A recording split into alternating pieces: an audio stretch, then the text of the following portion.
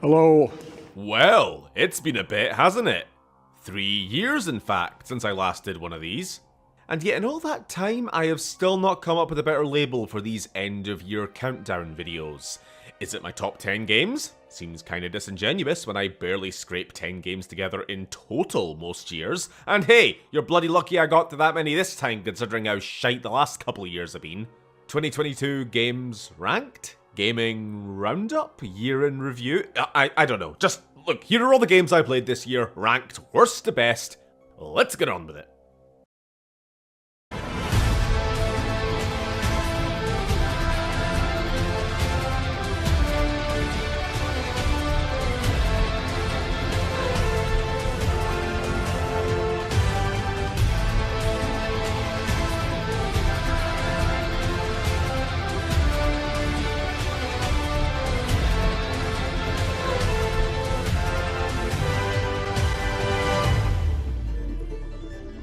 My skins! Ah, you're safe. Ah, beautiful. Beautiful. Fucking beautiful. Overwatch 2. It's Overwatch, but with a 2 this time. Hey, they said it themselves. Overwatch Content Update 2.1.0.1 is not a sequel. Not in any reasonable use of the word, anyway. When Blizzard said, back when this game was announced, that it would be cross-compatible with Overwatch 1, allowing players of both games to match with each other, well, that wasn't exactly true. Rather, Overwatch 2 is just Overwatch 1. It's the same game. No, not in a, every new Call of Duty is just the same game with a new skin. No, I mean, it is the same game. If I take my Overwatch 1 disc and boot it up on the PS4, it loads Overwatch 2.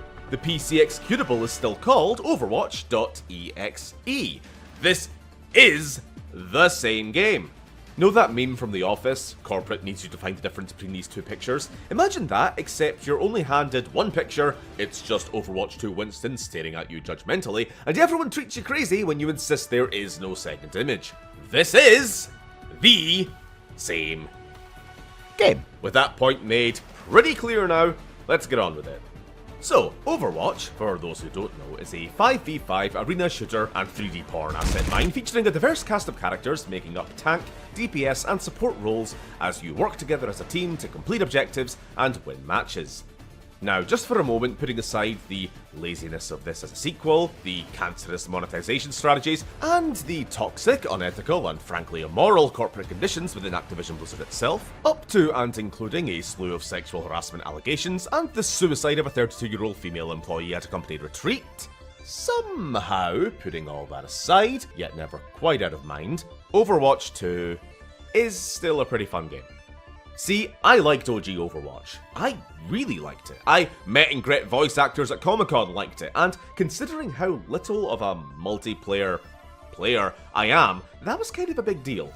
I played this a lot back in the day. Now, I fell off sometime 2020, I think, but the sad thing is, reinstalling it again now, and on PC where it's extra accessible for me, I could see myself getting into it again. Especially if I can get some regular buddies to play with like I did back in the heyday, on a voice call, playing 1 or 2 nights a week till we got those 9 wins required for the reward loot boxes, then opening them up as a group to share in each other's disappointment at the 3 greys and a blue. This new update, however, adds a few things. Besides a shiny new number 2 on the main menu, there's a couple of new heroes, new default skins for most of the existing heroes, some new maps, and a complete overhaul of the monetization scheme. The loot box's reign of terror is over. Hey! And today begins my reign of terror. Gonna be honest, don't ask me to explain the complexities of the new Battle Pass system. Just imagine the most obnoxious mobile game and every premium currency, booster pack, cosmetics bundle and weekly challenge that comes with that shit. Then just start caving your skull against the nearest wall. This Overwatch 2 update is ultimately just the turn to free-to-play model, which every MMO or online game eventually succumbs to. the game can be downloaded for free or your original game updated, and depending on your previous play record, you can have all the classic heroes unlocked, skins and cosmetics retained from previous play record, or, as a new player, you can get fucked as you're required to grind to unlock everyone from scratch. To be honest though, this grind doesn't seem to be where most of the players' issues lie though, with plenty of people saying that they managed to unlock characters with relative ease. Instead, the issue seems to land in the now fucked method of getting skins. Skins! The single greatest motivation for playing in the first place is now gated and paywalled to the point where I now long for the old 3 greys and a blues box. Bear in mind, the numbers here are subject to change by the time this video airs, but as of November 1st, the cost for a legendary skin is 1900 premium currency. Now, you could buy coins outright at 1000 or 2200 bundles at 840 or 1680 a pop. Now, £16 for a skin might not seem like much if you're a fucking idiot, but how about earning that currency in-game? Because yes, there is an option to do that. Completing all 11 weekly challenges will grant the player a whopping 60 coins, meaning you only have to play 32 weeks, a measly 7 months of successful challenge completions to get a version of main or Gym Jams. Long story short, it's fucked. So, between not being a real game, employing some of the worst monetization tactics in a mainstream game imaginable, and Blizzard deserving to step barefoot on Lego blocks forever, Overwatch 2 lands the prestigious No Man's Sky slot on this year's list as the least good, very bad game that I played of 2022. Now, if you'll excuse me, I have half a year of challenges to complete, because Gym Jams May is adorable, and I am a fucking moron. The loathsome dung-eater. Prehistoric Kingdom. Well, I'm surprised it's taken so many years of doing these end-of-year videos for this to become a problem, but I think this is the first time I've had to review an early access title, and I don't really have a precedent for how to go about this. And if there has perchance been some other early access game I have reviewed before, well, I obviously didn't notice. Which is kind of my point here. This game isn't just unfinished. At this stage, I'm not even certain it qualifies as a game. Prehistoric Kingdom is a park building simulator in the vein of Zoo Tycoon or the recent Jurassic World Evolution games, featuring prehistoric creatures, not only from the Mesozoic, but mammals, from the famous woolly mammoth to a bunch of other cool shit which hasn't been released yet.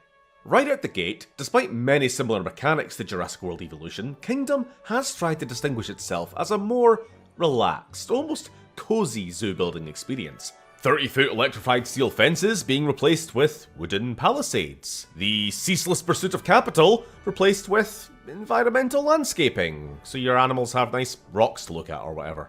If the intended vibe wasn't obvious enough, the developers at Blue Meridian brought on board every paleo nerd's childhood hero, Nigel Gotta-Catch-'em-all Marvin, as this game's narrator and guide.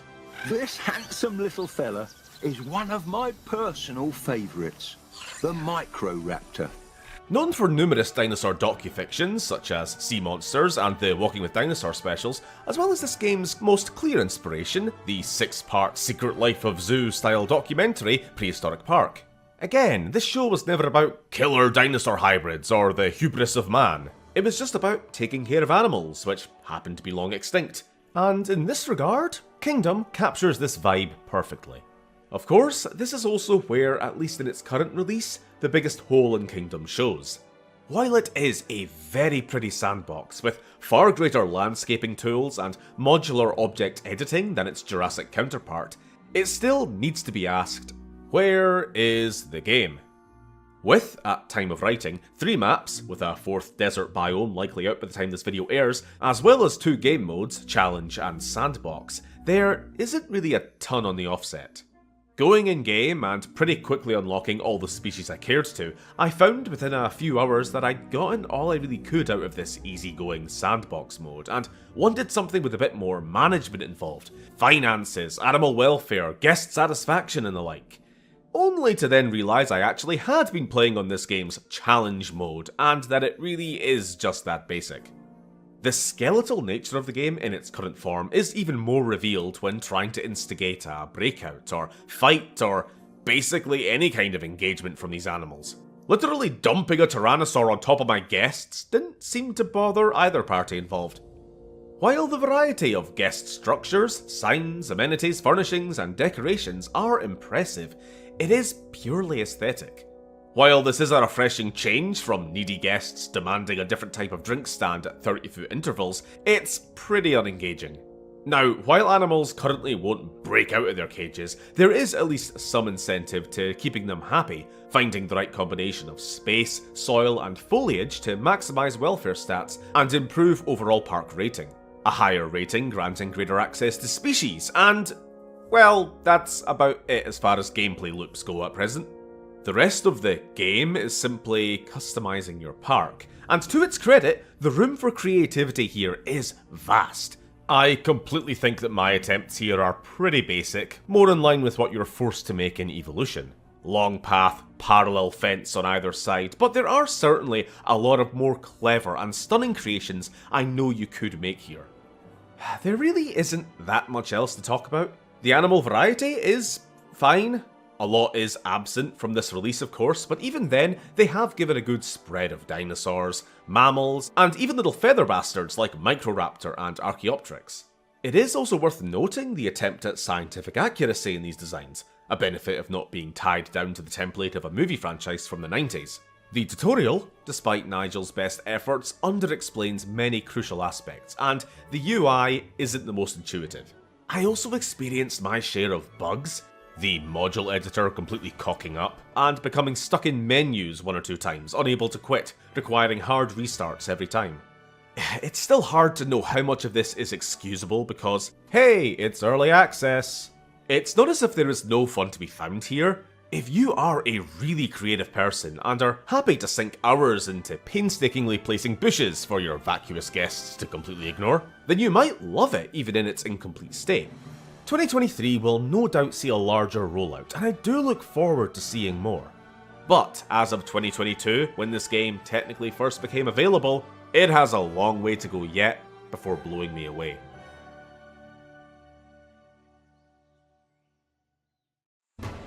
Now this is an interesting fellow. I'd love to get this particular specimen.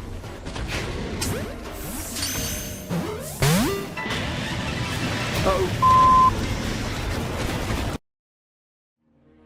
LEGO Star Wars: The Skywalker Saga.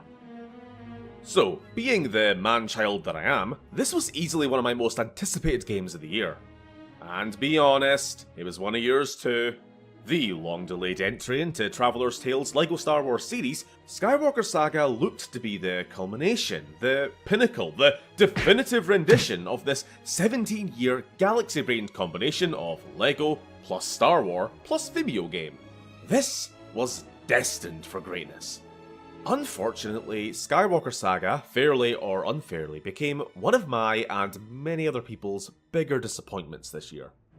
Encompassing, for the first time, all 6 mainline Star Wars films, plus this weird What If trilogy, I'm not quite sure what was going on there. This is no doubt the largest Star Wars game TT I've ever made. I should backtrack a moment just to give a little bit of context. I'm not the biggest LEGO game enjoyer. I had the original 2 LEGO Star Wars on PS2, I skipped the complete Saga, Clone Wars and Force Awakens, and besides that, only ever played LEGO Lord of the Rings and Jurassic World, just to complete the trifecta of Steven's favourite film franchises, I guess. Point being, LEGO games have never been more than a novelty for me. A plastic theme park ride of your favourite movie with an addictive collectathon hook. But when it's mostly the same game, just with different skins, it's not a series I feel the need to keep up with. Skywalker Saga, though, promised to be something different. A new engine, NTT, offering deepened combat and galactic exploration.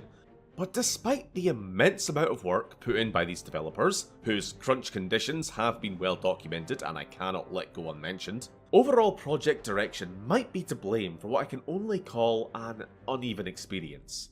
Saga has a lot happening. From space battles with random capital ship encounters, to galaxy-hopping side quests, to simply trying to include the complete stories of 9 whole movies. But with all this content, actual levels, you know, the core of most LEGO games, feel stunted and almost tacked onto this larger overworld, with very little motivating me to go back and return to these levels on free play. But let's get the positives out of the way first. The game looks great. These worlds are all fantastically realised. Exploring the heights and depths of Coruscant is exactly what I want from any Star Wars game, and if it takes a Legofied version to get that, I'm all in. The amount of characters here is immense. Unwieldy, even.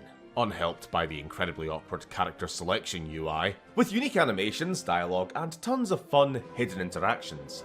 Ah, Roger, Roger. And a Roger, Roger to you, brother. If you're anything like me, discovering and unlocking the nearly 400 entries on this roster is one of the main incentives for playing. Letting you finally save the galaxy with the only team-up that matters, Rose Tico and General Grievous. Combat is far more engaging than it's ever been. Now, that doesn't mean it's good by wider gaming standards, and to be real with you, it's not, but it is what it is, and challenge isn't the point. What in the past amounted to spamming the attack button, we now have something approaching traditional third-person action combat.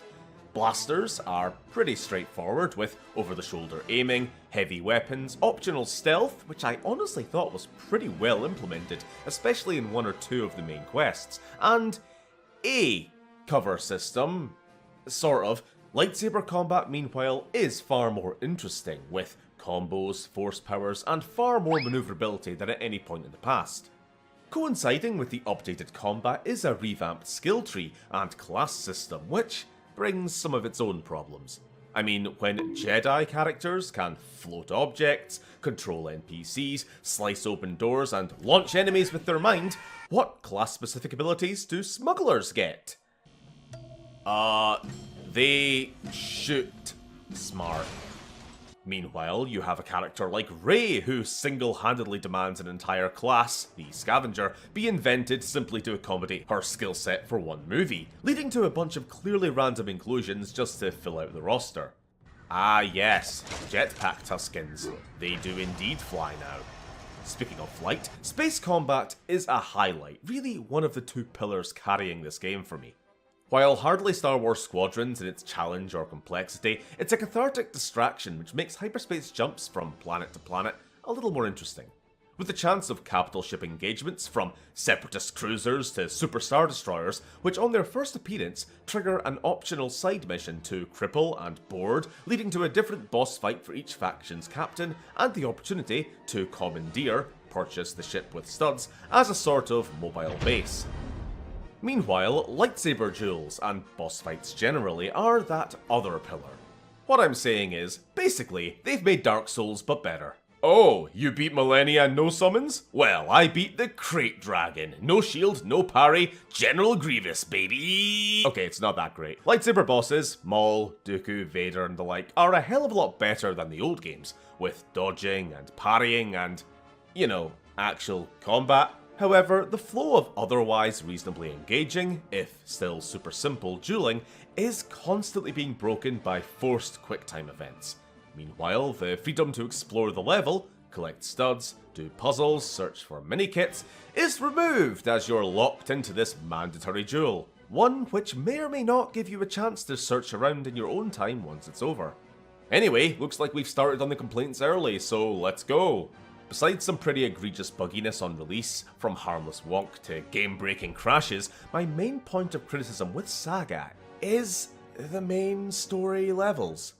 Some episodes are pretty well done. I'd say Phantom Menace is probably the strongest overall, giving a great first impression if playing the episodes in chronological order.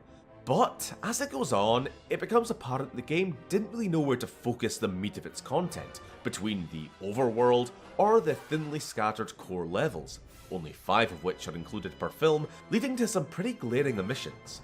Revenge of the Sith, probably the busiest of the movies with easily the most action and locations to adapt and explore, is boiled down to the following. A 3-minute walk through Grievous's ship, then a lightsaber duel, cutscenes, then a lightsaber duel, cutscenes, then a 10-minute normal level on Kashyyyk, the closest to regular LEGO gameplay we've had so far. Cutscenes, a lightsaber duel, then a lightsaber duel just to finish. What, no Battle of Coruscant? You develop a great system for space combat complete with destroyable capital ships, yet sleep on the absolute best time to use it? Okay, what about the exploration around Grievous's ship? The hidden rooms, the Easter eggs, the cleverly hidden collectibles? Nothing? And, not that we really need any more lightsaber battles, but are we really leaving the Mace versus Palpatine scene as just a cinematic? I'm sorry, I thought we were crafting the definitive LEGO Star Wars game here, no? And this, by the way, is probably still one of the better episodes in the game, and at least has the excuse of having too much to choose from if there was indeed a hard 5-mission limit per film. Like, if that's the case, alright, fine, I get it. Why then did we waste an entire level in Empire Strikes Back wandering around a blizzard? Oh, is this building to a Wampa boss fight? Oh, that Wampa's gonna show up any second now. Oh, here he comes, the scary Wampa! Oh. Oh, we're actually getting a Jabba the Hutt boss fight? That's cool. I mean, we just had a boss fight for the Rancor and Boba Fett, but sure, this is fine, so long as it doesn't take away from— It took away from the Battle of Endor. The entire space battle, the best of the series in my opinion, the destruction of the second Death Star, is all relegated to a cutscene. The Last Jedi, you know, everyone's favourite movie, surprisingly started out really strong. Like, holy shit, fleet combat integrated into the story mode? This hasn't happened since The Phantom Menace. Arriving at that stupid casino planet, I almost, for a moment, forgot how much I hated this place in the film, and was looking forward to seeing what quests we had in store for us, utilising this genuinely gorgeous, golden, gilded location. A boring ass prison break. No Battle of Coruscant, no fleets over Endor, no clone combat on Geonosis. But I sure am glad that we got a whole level dedicated to that bit where Finn and Rose get arrested for a parking violation and BB-8 pisses on a guard. Not even, mind you, the bit with the space horses rampaging through the city, which, you know, might have lended itself well to some gameplay. Nope. Just a grey concrete prison block. What a fucking waste. I am racking my brain here, trying to think if there is maybe any other moment within that same movie which might be better served as an engaging action gameplay set piece. Any particularly memorable trailer or poster-worthy sequences? Nope, nothing rings a bell. I could go on and on and on, but you get the point. Now, on a more positive note, ironically, it's the side quests which end up feeling more naturally integrated into this open world. Accepting delivery jobs to haul cargo from planet to planet, or bounty hunter missions. Oh, the bounty hunter missions! I did not expect to be hunting Size Noodles across space, gunning her down in the streets of Coruscant in a surprise sequel to a 12-year-old Clone Wars episode. If they do more DLC for this game, which actually includes mission content, please just add a bunch more bounty hunter quests like this. I came. Speaking of DLC, TT did release a number of character packs, and while it is kinda cool to have Ahsoka or Din Djarin in the game, these are purely aesthetic, with no dialogue or any personality to speak of. Now, I realise the irony given how LEGO games used to be, but this stands in glaring contrast to the majority of other characters in the roster, and it's a little disappointing. Anyway, Skywalker Saga may not be the ultimate LEGO game we were hoping for, but it does enough to act as a decent evolution, even if not a true replacement, to its predecessors. A lateral move for the series into broader, larger, and just simply more-er, even if mission design and the more puzzle aspects of the old games seem to have trailed behind. Oh, and I know I didn't talk anywhere about the humour or whether voice is good or voice is bad. I mean, it's all going to be personal preference, it's all super subjective. All I will say though is, Qui-Gon's death made me piss myself.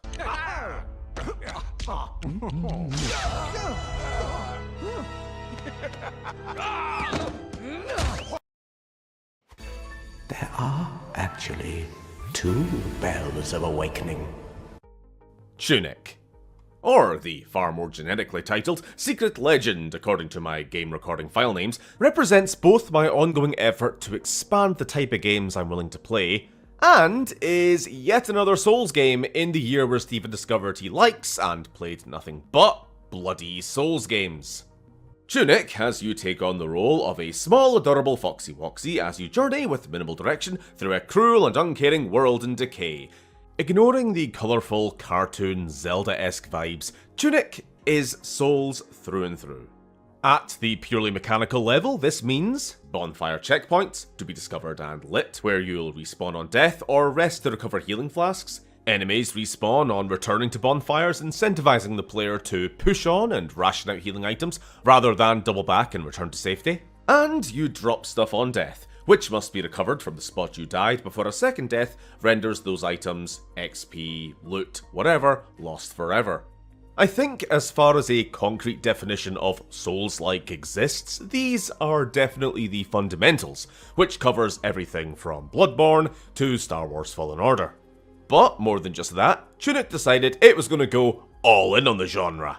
Minimal narrativization, requiring the player to piece together plot and lore themselves through inference and visuals. Self-looping interconnected map design with shortcuts rewarding the player's progress. The dodge roll, a seemingly small and insignificant hero navigating the ruins of a world long past its prime, complete with a Tomb of the Goddamn Giant section. And, of course, hard, all of which combined makes this about as Dark Souls as you can get, only with fewer horny player messages.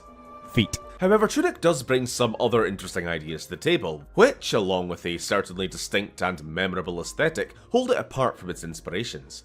While it seems to, at first, just throw the player adrift into the wilderness, nary a grace nor wheelchair bloke pointing us where to go, it turns out that our guide, indeed the game's instruction book, is hidden within the game itself, its pages literally scattered throughout the world.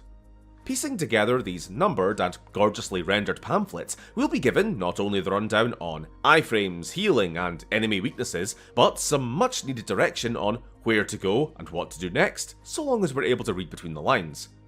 Or read at all for that matter, which brings us to its other defining trait. Barring some mercifully essential bits, the majority of the game's text is presented in this mysterious runic script, which some people have even been able to figure out. Not this person, mind you. I'm happy just clicking OK to every question and hoping for the best. Hasn't killed me so far. Alright, there's no beating around the bush any longer. I'll admit, I didn't actually finish this one. I mean, every year I've done one of these videos, there's a bunch of games I haven't fully played through. But given how much better I was for this in 2022 in particular, Tunic would become more the exception than the rule. It didn't do anything wrong, mind you. I enjoyed it, and I'm likely to keep chipping away at it at some point, but it just didn't really hook me, you know?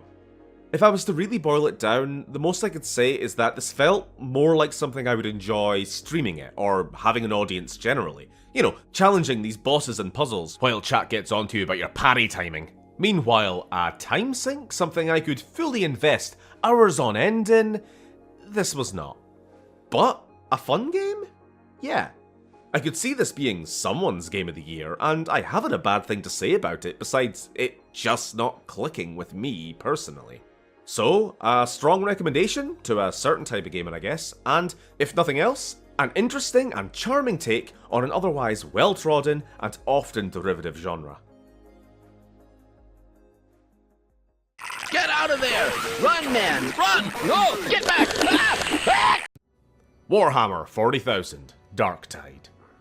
As a late inclusion onto this year's list, and a certain other entry taking up my entire December to finish editing, you'll understand if I try and keep this one short and sweet. By Warhammer Vermintide developers Fat Shark, Darktide takes their Left 4 Dead inspired co-op gameplay and transposes it into the grim-dark science fantasy future of 40k.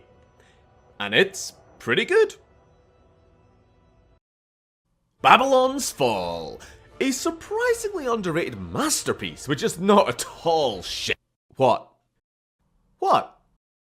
Alright, fine. So, as I'm sure any of my friends or regulars can tell you, I'm not the world's biggest Warhammer enjoyer. Just not a franchise I grew up with. The rest of my friend group, however, that's a different story. Insert plug for Cameron's YouTube channel, Paints on a 4-Up, plug. So naturally, being a bit of a lore sponge and exposed to plenty 40k background radiation over the years, I'm more familiar with the setting than I care to admit, and certainly enough to recognise this universe's potential for diversity of games.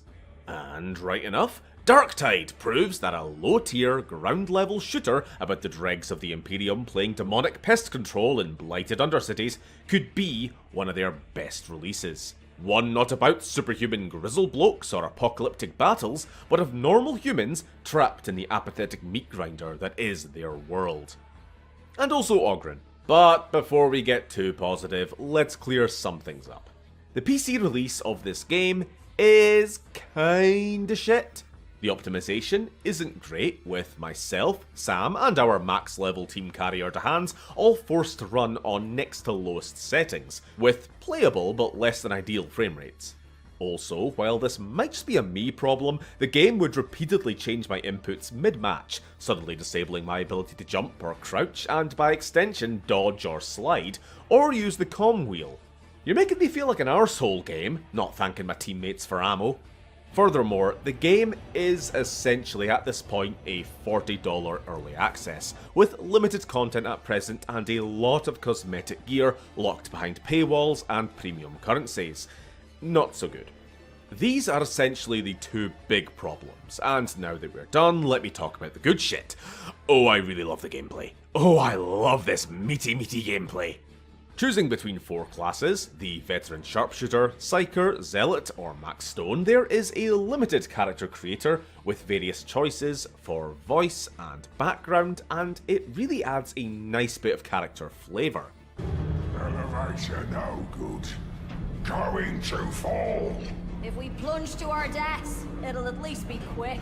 I really wasn't expecting to enjoy the character interactions in this or grow so attached to my character, or Sam's, or anybody else in my team. I really liked it. Head hurt when you talk. Is that why you don't listen?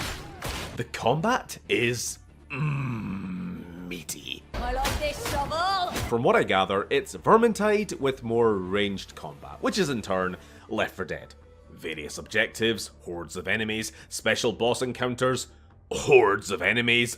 I mean it, holy shit, look at some of these mobs. And this game just looks great.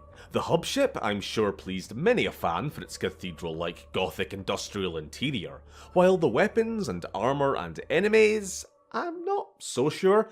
I did feel that the standard veteran armour looked a little too generic 21st century security, but the weapons struck me as a great adaptation from stumpy plastic minifig to something real and tangible and cool looking.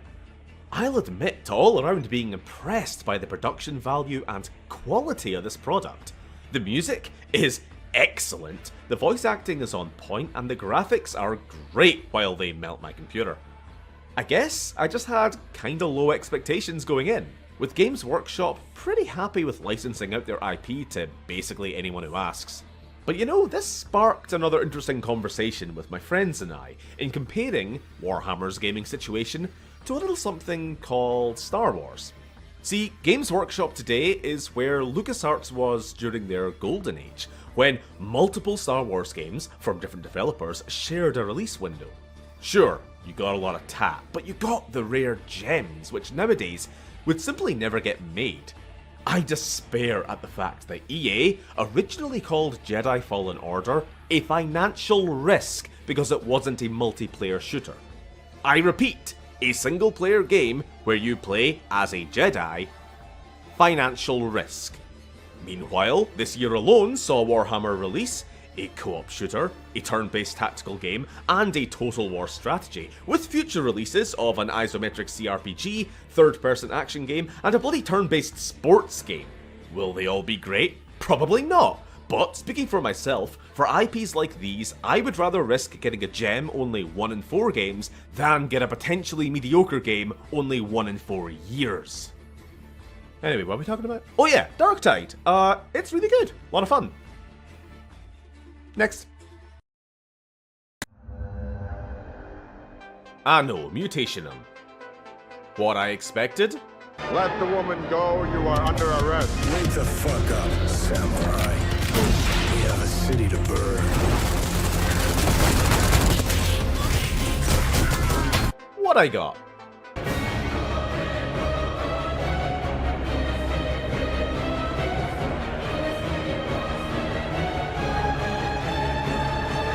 Before we get into it, I got to admit my impression of this game has been coloured in no small part by how it got me out of a bit of a gaming slump.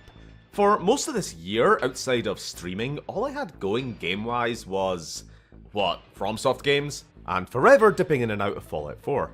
I tried to play something fresh, something that might hold my attention, and then just immediately lose interest. Meanwhile, I got this list of new releases to get through, mostly untouched, finally deciding, fuck it, I'll play that retro-looking side-scroller with the anime girl. Might kill at least a couple hours before I get inevitably bored of that and all. 3 days later. Well shit, that was pretty good. Anno is a 2.5D sprite-based side-scroller slasher, RPG, bar simulator, okay, it's a lot of things. Made by Beijing developers Thinking Stars, the game only appeared on my radar among a flood of other trailers during... one of them, State of Play, E3, I don't even remember anymore. But between a gorgeous pixelated art style and a cyberpunk aesthetic, it clearly retained some place in my mind where months or maybe years later I saw it on sale and went, oh yeah, that game. Sure, let's give it a go. You play as Anne Flores, citizen of an only lightly dystopian Earth, reeling from the aftermath of a mechanizing plague, transforming people partially or fully into cyborgs, along with a whole host of other catastrophic unexplained phenomena. As Anne, we take odd jobs, working as a bounty hunter for the local police, private detective, test subject for a local mad scientist, and part-time bartender. So right out of the gate, this has a lot more story and exploration and side questing than I was expecting. In fact, for me, minus one very short combat sequence in the back alley behind the bar, it was a good hour or two of gameplay before I got to the type of side-scrolling, platforming, hack-and-slash action I was expecting this game to be in its entirety.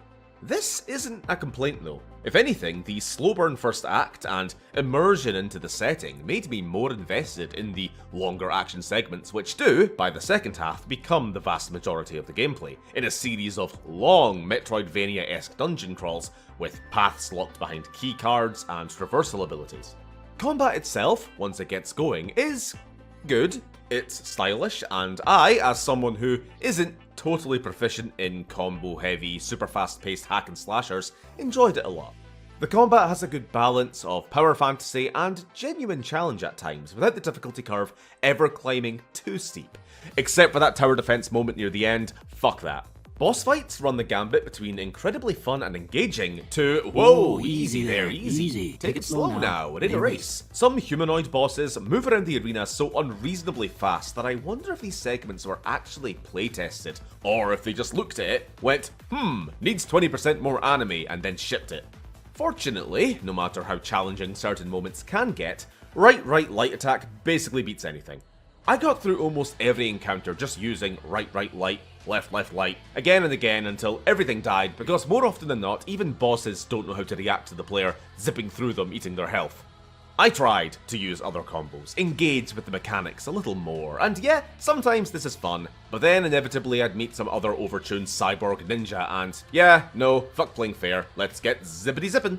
Weapon upgrades, dual blade sword and greatsword movesets, and ranged attacks, pistols, missile launchers, and a laser cannon give enough variety to make a single playthrough stave off staleness. When it comes to upgrades, however, certain crafting components have such rarity that you'll be incentivized to hold off on upgrading anything until you know it's a weapon you'll be keeping to the very end. Seriously, it took until the late game before some of these components ever started appearing for me, which made the whole upgrade to loot system really unbalanced. Outside combat, the game will switch to a three-dimensional plane as Anne explores the various districts of the world. Here is where you'll find stores for selling scrap and buying upgrade chips, crafting weapons, or finding side quests, of which there isn't really a ton, usually only a handful per district, but these are creative and usually very distinct from each other. Whether it's participating in a street fight competition to help promote Corn Guy's new premium corn juice, or helping the police investigate a murder in your apartment block, with some sinister paranormal undertones. It's a mixed genre approach which I tend to enjoy a lot in a game. As for the story, let's just say this game ended up being very different to what I expected. In many ways, the bright lights and atmosphere of its cyberpunk overworld becomes completely redundant to a game mostly set in Resident Evil meets Half-Life underground laboratories and sewers. Now, maybe it was just plain curiosity at wondering where the fuck is this plot going, which had me so captivated, but I gotta say I mostly enjoyed it. The plot is convoluted as all fuck, and without a doubt something must have been lost in localization, and at times the inspirations do verge on plagiarism. But hey, I was invested. If you enjoy ridiculous anime plot, unnecessary fan service, and uncomplicated mindless slaughter, maybe worth giving a look. Otherwise, if you can't stand fucking goddamn flying enemies or slow loading screens, maybe not for you. But on the whole, a surprising game which I have no regrets having sunk a few short days into playing. You're trespassing. I'm Santa, the bringer of joy to children. Bullcrap. If you're Santa, I'm Jesus. Who are you? I'm Santa Claus. Okay. Shadows over Loathing. To my dear friend and co-host Sam, I apologise.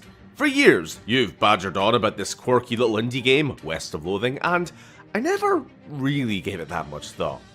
Oh, it's like stick figure cowboys. Looks like some kind of flash game I'd have played on a school PC a week before the site got blacklisted by the network's anti-fun filter. But, with the surprise release of Studio Asymmetric's latest installment in their Kingdom of Loathing series, Shadows has shown me exactly what there is to love about these games. So much so that, yeah, I'll slap it this high on the list, despite, as of writing, me not having actually played the game myself. Instead, being an enthralled spectator and occasional strategist to Sam's own playthrough. Is this cheating? Maybe. But I don't care. My opinion on the game won't exactly change by being the person pressing WASD, and I think it deserves the spotlight, with me guaranteeing I'll be playing both of these games from the start once this end-of-year cram has passed. Set in the comically weird Loathing universe, Shadows moves on from the Old West to a 1920s New England setting, wearing its Lovecraft inspiration very much on its sleeve, from tentacles and cosmic horror to fish people right out of Shadow over Innsmouth, who as it turns out are very opinionated when it comes to literature. What can you tell me about Dickens? I think his books are too long. What can you tell me about Flaubert? I think his books are too long. What books are the right length? None.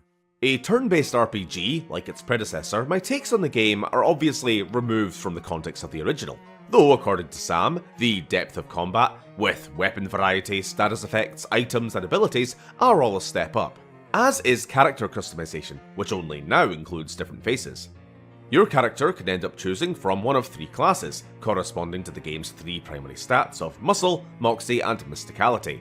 The melee-swinging pig skinner, gun-toting jazz agent, and the magical cheese wizard. With further and equally absurd subclassing down the road, starting with your character deciding on what literal class they minored in high school. Entomology, cryptobotany, or geopsychology. You can, talk to rocks about their feelings. Behind the obvious silly humour though, this is some genuinely juicy roleplaying. The amount of time some situation could be resolved by our unflappable hero, Walter Wagon, simply flexing his overinvested muscle stat in front of some monsters, or having his generosity to the town's hobo residents rewarded down the line with whole new areas and questlines. What this game lacks in graphical or technical wowery, it makes up for being a tight, well-polished RPG experience which doesn't waste your time. Serious thought and design was put into every aspect, from puzzle design, some of which are so absurdly convoluted it's brilliant, to balancing the combat challenge. For instance, in the course of the main quest, an early game player will find themselves facing a mob of, well, the mob, and a hefty meat threshold required to pay them off. Meat is currency, don't question it. Where too often in RPGs, the non-violent approach is a joke, Pay up, or else. weighing this option becomes a genuine question, requiring several side quests worth of earnings to achieve, while making the just fight them approach very difficult. But, importantly, absolutely possible with other skills, weapons and companions you can find up to that point. The writing and humour of the game, meanwhile, is just so endearing. I honestly have nothing negative to say about it. The story takes a perfectly cliched prompt, a letter from an uncle summoning your character to a backwater seaside town, rickety old bus journey and all, from which you'll come to work for his completely normal antique store, sent out to locate completely normal and not cursed items, and optionally prepare them for safe use through the totally standard uncursing machine, all while unravelling a deeper mystery and searching for your missing Uncle Murray. Obviously, comedy is subjective, but the absurdism of the world never ceased to entertain. Even losing a fight always ends on a positive note, as you're given some new perk or stat buff and some encouraging words.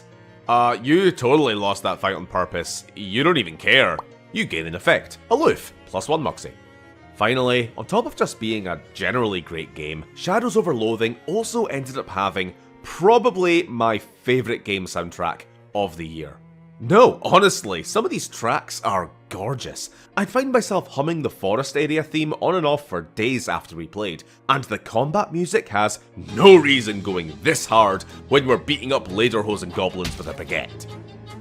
Certainly my biggest surprise of the year, and a series and developer I'll be following closely from now on.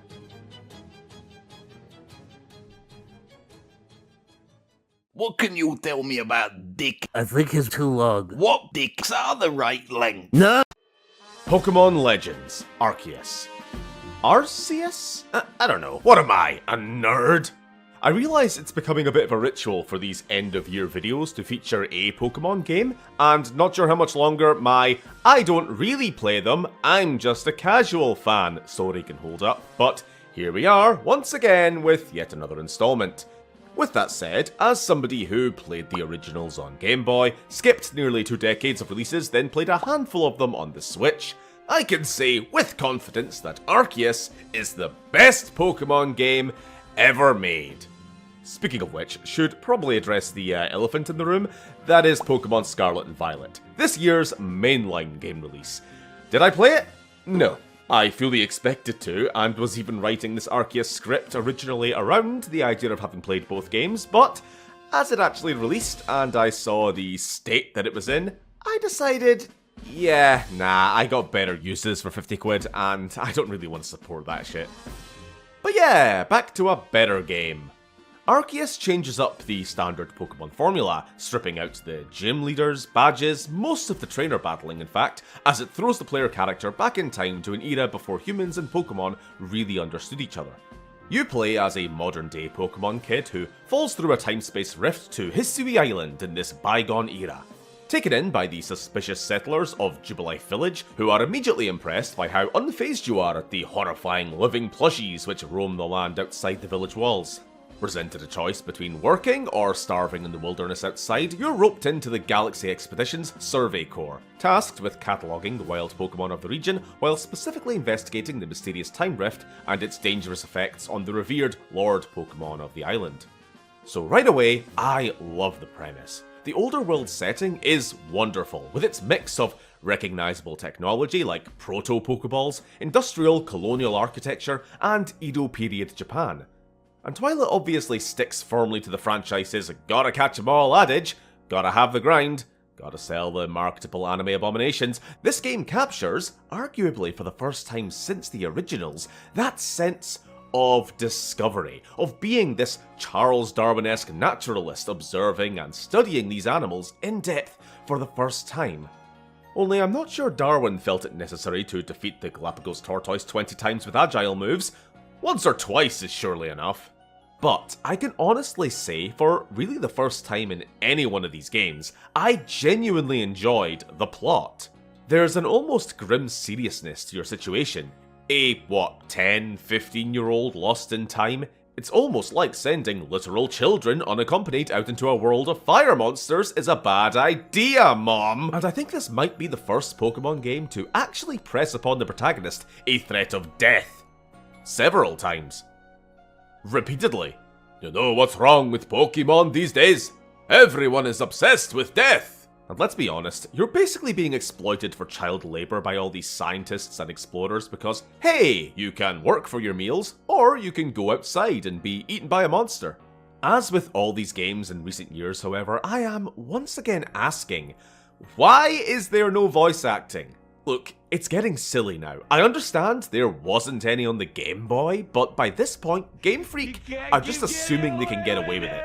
When characters are expressive and important plot developments are being revealed, and it's just...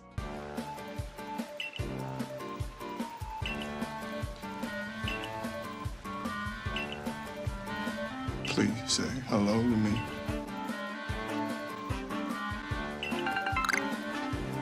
Please say hello to me. The gameplay itself is broken up into three things, broadly speaking: surveys, battles, and boss fights.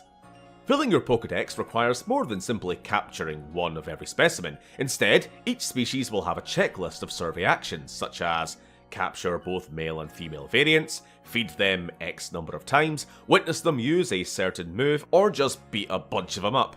A species is then considered either seen, caught, completed, once at least 10 checklist items have been met, or perfect, if every entry is filled. It might sound kinda tedious, and okay, maybe it kind of is, but I found it strangely addictive. Plus, this aspect of the game creates a different dynamic, where it's more about stealth and patience, knowing which parts of the map and times of day a certain Pokemon is likely to appear, what types of food you might distract them with, and indeed, whether you should fucking leg it if you're spotted. Because, yes, this is the game where some Pokemon will straight up try to murder you. Hence the inclusion of the dodge roll. Possible Dark Souls reference. Battles, meanwhile, remain fairly standard, with only minor changes like, hey, you can move your character around during battle. And battle happens wherever you physically are on the map, rather than transitioning to some weird pocket dimension, which is far more immersive, even when it isn't. It's over, Anakin! I have the high ground! You underestimate my power! While the occasional trainer challenge will appear, this pre-League world makes actual trainers a rarity, so the majority of these battles will just be against wild Pokemon. Also, I guess since the rules of combat haven't been codified yet, expect lots of 2 or even 3-on-1 bouts when dealing with other trainers, because fuck you. While the roster of Pokemon in Hisui is slimmed down, they add both some regional variants and a handful of new Pokemon, I think. But the more interesting addition in my book is the Alpha Pokemon. New, giant, mini-boss versions of existing Pokemon which can be defeated for XP and candy, or captured and added to your team. This is pretty awesome, and I kinda hope it's an addition they keep going forward. I only ask that the fuckers stop killing themselves to prevent capture. I swear to God I don't know how many times. Lastly, we got the real boss fights, which hybridize the player's own dodge and item throwing skills with standard Pokemon battle. While the non-violent, lob bags of kibble at their face till they calm down thing does get repetitive each time, the boss's individual nature do make for a unique challenge every time. Admittedly, not exactly my favourite part of the game, but yet more innovation to a long-standing and increasingly stale Pokemon formula. Pokemon Arceus was a joy to play through. Both a time killer, at times where I had no motivation to do anything but morb out on the sofa, or as something to run all day on the TV. While I wish they would innovate just a little bit beyond the bare minimum, Arceus seemed like a big step in a good direction for the series. But even if Scarlet and Violet are doing, well, whatever the hell they're doing, I'd happily take this Legends moniker and run with it as a potential spin-off series. Sure, it might upset some of the purists who want their mainline repetitive shtick, but I'll be happy for more of this, if it means more interesting story, gameplay innovation, and pushing boundaries in the future. Such as voice acting. Seriously. For the love of God. Look at the boy, he is just a little round lad. Don't you just want to slap his belly all afternoon and ask him if everything is going to be alright? Horizon Forbidden West. Oh, Guerrilla Games, I feel so bad for you. You pour your heart and soul into a game which by all rights should be one of the landmark releases of the year, only to have a juggernaut roll through a few days later, soaking up all praise and saturating gaming discourse for the remainder of the year. I am, of course, referring to Atelier Sophie 2, The Alchemist of the Mysterious Dream. It's no secret I adored 2017's Zero Dawn, it being both my game of the year then and within my top 15 on a recent video I made. But even I fell victim to the hype train, ultimately jumping ship, just for a little bit, but promising to pick it up again soon. 7 months later, I returned, finished it, and controversially, I probably ended up having a better time with this on the whole, but we'll get to that. Set some 1,000 years after a technological apocalypse sent humanity back to square one, we once again pick up with Aloy, fresh after preventing a rogue AI from hitting hard reboot on life on Earth. Now, with a string of climate and environmental disasters ravaging the tribal societies of our homeland, we find her searching old world ruins for a backup copy to a long-lost terraforming system responsible once before for bringing life back from the brink, and which now might be the planet's only hope. As such, her quest takes us to the Forbidden West, lands only referenced in the original game beyond the Karja Sundom, roughly corresponding to southwestern Utah, Nevada, and all the way to the shores of the Pacific, where we will meet new tribal cultures, crumbling ruins, and deadly machines. Okay, first things first, this game is beautiful. Like, disgustingly, eye-wateringly gorgeous. The first game's environments looked great, but this takes it up to 11. The colour and lighting is incredible, and I was playing on PS4, so fuck knows how it looks on newer consoles. And of course, thankfully, it's not only the world which is looking good.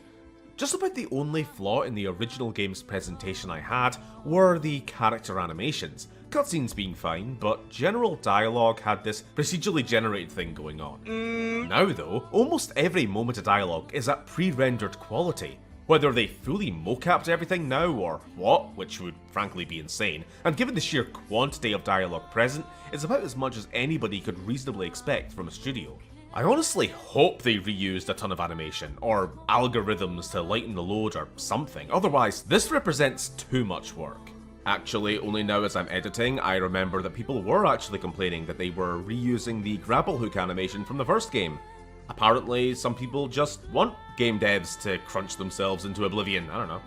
Still on the visuals, it should go without saying, though then again apparently not, that the character models, and Aloy in particular, are also looking incredible here. New armor designs, a colour dye system, and face paints expand appearance customization significantly from the first game, with an update eventually adding an apply look option, letting you freely enjoy the look of one outfit with the stats of another. Also, once again, every game needs a photo mode. However, a game is of course more than just its visuals, which brings us to a little bit of the hit and miss. Am I talking about the gameplay or the story? Yes. Alright, dropping the kayfabe, Elden Ring is going to be up next, and I either talk about this here, or waste valuable bitching about boss design time discussing it there. But as has been brought up time and again since that game's release, with FromSoft's take on an open world, game worlds like Horizon have become noticeably formulaic. One encourages, if not enforces, player-led exploration, while others inundate the player with map icons, collectibles, and, worst of all, followable quest markers.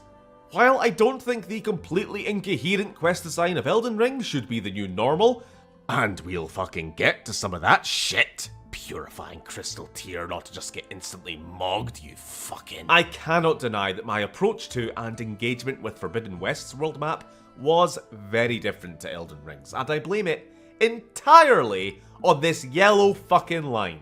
The amount of time I am just following this line in the fastest, most path of least resistance way, ignoring my surroundings entirely just to get to the objective, is pretty sad on retrospect. I mean, our quest has us crossing literal mountain ranges, searching for, let's say, a bunker far off into unexplored lands in the west. Now, imagine being given that objective. Sure, maybe the coordinates of the bunker itself, but we have to forge our own path, deciding whether to dare a Stormbird-guarded mountain pass, or spend time looping around to the far north, or try our luck with some cave we stumbled across, passing through the mines of Moria, I don't know. Imagine, if you will, going on an actual adventure! Or just take the optimally planned GPS route.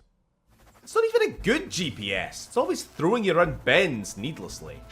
Seriously, this one feature's removal would make such a difference, psychologically if nothing else, and it's really my only issue. Consumable travel packs, to apply a cost to fast travelling, makes a return, and though hardly too expensive to craft, it's again psychological. And while recommended levels for quests flies in the face of the fuck around and find out mentality of fighting Margit right out of the gate, it's not a hard requirement. If not for the fact you level up automatically, you could theoretically beat this game at level 1. But I think the main saving grace of Horizon's world is how machine hunting plays into character progression. While unlocking set machine sites on the map might trivialise the actual search, tying armour and weapon upgrades to rare parts found only on specific machines puts this otherwise entirely unmarked side objective squarely into the player's hands. I have gone through a bit of a love-hate relationship with the series' combat. I was enamoured back with Zero Dawn. I remember revelling in those machine battles, the intensity of a David versus Goliath fight against some walking battleship. But then, somewhere between beginning a From Software binge and trying out Zero Dawn's hardcore difficulty mode, I kinda learned to hate it. And this, unfortunately, was where my mind was at when starting Forbidden West, and it took me a while to win me over. Sometimes, fights just feel unfun. If you're up against multiple machines, you'll be grasping for moments you can even get a single shot off, after dodge, sprint, grapple, yeeting yourself to get some distance, only to spin around in slow motion, weapon primed, to see that you're already under attack again.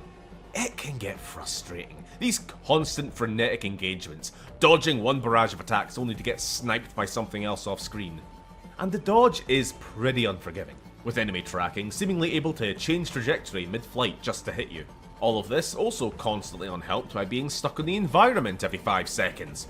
With all that said, after coming back from that 7-month break, finding I'd left myself in the middle of a Rockbreaker boss fight, forcing myself through this pretty tough engagement did help me finally start to click with this game's combat.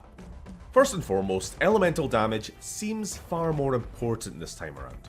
I certainly don't remember worrying about strengths and weaknesses as much in the original, unless I was specifically doing a higher difficulty playthrough. Something else I had to adapt to was how certain weapons and strategies have been nerfed. The Ropecaster, my beloved for one, previously one of the most useful tools in your arsenal, is now not nearly as versatile. This used to be a really easy way to manage mobs by anchoring machines in place, limiting their movement, only now is unable to connect to armour, requiring you to either spend time chipping away at a target first, or have very precise aim enough to target the vulnerable areas between plates. You know, the two things I really don't want to be having to do while being attacked from 15 different directions at once. Traps and trip lines as well, a staple of Aloy's gear, I just never really found that much call for outside of very specific ambush situations, when an acidic or explosive sharpshot arrow does much the same thing, minus the need for a stealthy setup. In general, a sustained ranged attack of plasma, acid, fire, frost or electricity got me through almost everything, simply requiring a quick scan first to study the strengths and weaknesses of your target, and of course still the ever-crucial task of identifying and breaking off critical components.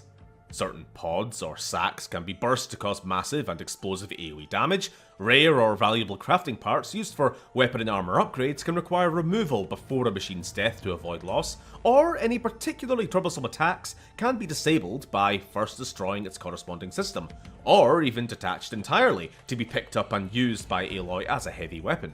Most of this should be familiar to anybody who played the original, and it's the bread and butter of the game's combat.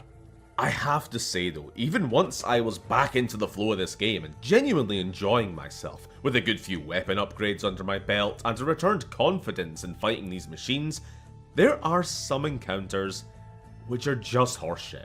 And unfortunately, it does tend to be with the newer additions to this game. Shell Snappers might be my least favourite thing in the series. It's a damn shame, because who doesn't want a gigantic snapping turtle tank? But honestly, anytime one of these fucking things popped up out of the dirt, I would just sigh.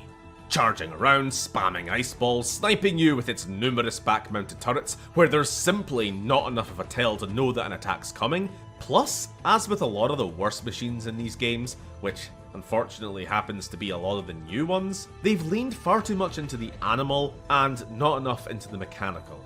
Thunderjaws, for instance, are perfect because while there's an obvious general theropod shape to them, they are the robot T-Rex of the series after all, their bridge tower and clear protruding weapons platforms gives them what I call the walking battleship appearance, and you therefore know which parts to target and destroy. It's obvious that the giant fucking cannons on the side are, you know, giant fucking cannons. Tell me, where are the turrets on this? Where are the weak parts? It's a very nice turtle, but what the fuck am I looking at? Other major new machines, Slaughter Spines, Slitherfangs, Clawstriders, all fare a bit better, but again, tell me which of these two clearly Velociraptor-inspired machines looks more like something a logical, utilitarian, function-over-form machine intelligence would design. This? Or this? And now, while you're being mobbed by 6 of them, tell me where the fucking weak spots are. When I find myself willingly going after a pack of Stalkers, one of the most deadly machines of the first game with their cloaking fields, dart snipers and notorious speed, and I'm actually having fun? Meanwhile, these new robo-monkeys leave me longing for death? I don't know, something's up here. They have tried to spruce up combat beyond just new weapons and gadgets. The revamped skill trees include so-called Valor Surges, special 3-tiered abilities which charge up as you perform combat feats and can be activated any time, whether a stealth field or range damage boost for a certain number of shots or a limited time melee damage increase. Speaking of which, the melee system itself was also the subject of perhaps the most significant overhaul. Barely having a presence in the original game besides just smack things with your spear, the addition of light and heavy attacks, combos, and all this other pish and tinsel has made it nice and flashy for marketing, but in practice remains an incredibly flawed system. A distant third place for dealing with human enemies after stealth takedowns and just plinking at their head with arrows. The inability to cancel out of an attack, to roll in the half second you have before an attack hits you from somewhere off screen, kills its viability for me. There are these arena side missions, which I did to completion, forcing myself to engage with the mechanics I'd neglected for the rest of my playthrough. One duel, involving a 2v1 against Ornstein and Smo, became the perfect example of why I need to be able to quickly exit a combo before this arsehole rocket boosts at me from the other side of the arena, with me smashing dodge as soon as I see his attacks coming, only to get hit anyway because, nope, gotta finish that long-ass spear swing animation. And don't get me started on the goddamn Thornmarsh pit. Absolute gobshit broken challenges that yoink the controller away from you the moment you apparently do the input wrong while doing exactly what it's telling you on screen. A couple of times these instructions are just lying to you, by the way, so check online. And in this instance, all training is gearing you towards fighting unshielded individuals or small groups. Only to make the boss a shield guy. Genuinely, fuck this guy. Fuck this whole part of the game. I'm engaging with your shitey ass mechanics, I'm learning your awful fucking combos. Meet me half fucking way here, game, by not giving me absolute god-awful shit to deal with! I yield! Fuck you! I've become very negative in this review, haven't I? Look, these are problems, but they're not the majority of the experience. Alright, minor spoilers for a mid-game main quest. At one point, you find yourself diving into the flooded, subterranean ruins of the Las Vegas Strip, and an introduction to the game's new underwater gameplay. Combat during these sections is impossible, instead forcing you to hide among the kelp, using stealth to avoid snap maws and other aquatic creatures roaming around this and other gorgeous marine environments. Towards the end of this section, you will come up against the Loch Ness Monster, in a boss fight, with a new machine to this game, mind you, which left me with a smile stretched across my face by the end of it. Unlike so many of the other large encounters, which feel messy, slapped in the middle of some craggy outback somewhere in the open world, this battle in this built-for-purpose arena just worked so much better for me. The music, the fact it was actually built up and seen coming through the quest and didn't just spring up out the ground with no fucking warning, shell snappers! No spoilers, obviously, but the final boss too. Actually, the entire final quest deserves special mention. This was, after all, one of my very few areas of actual criticism of Zero Dawn, in that its big finale was just a bunch of machines we'd already fought before. This shit was great though. Absolute bonkers, but at least it felt like a finale worthy of the massive scope of this sci-fi story. Speaking of which, we should probably talk a little bit about the story. Zero Dawn was a masterpiece of mystery, of post-apocalyptic world building, of making me feel things, and it helped going in knowing nothing. Absolutely nothing, except the fact that there's robot dinosaurs and Jane Brave from the hit movie Disney Scottish accents. This is the best way anybody could have ever experienced that game. But of course it left a very big question about where the hell you can go from there. The biggest mysteries had been revealed, the fate of the old world more or less uncovered, its greatest secrets brought to light. Would we move on from the past and start to deal in the contemporary, the conflicts of these new societies, maybe how they would react to the newfound understanding of their past? Alas, no. While it seemed all loose ends had been tied up, save Silence and a captive Hades, it turns out there were still questions that I hadn't even realised we were meant to be asking. What triggered Hades in the first place, since apparently a random glitch wasn't the answer? What happened to Elysium, Ted Farrow's private bunker?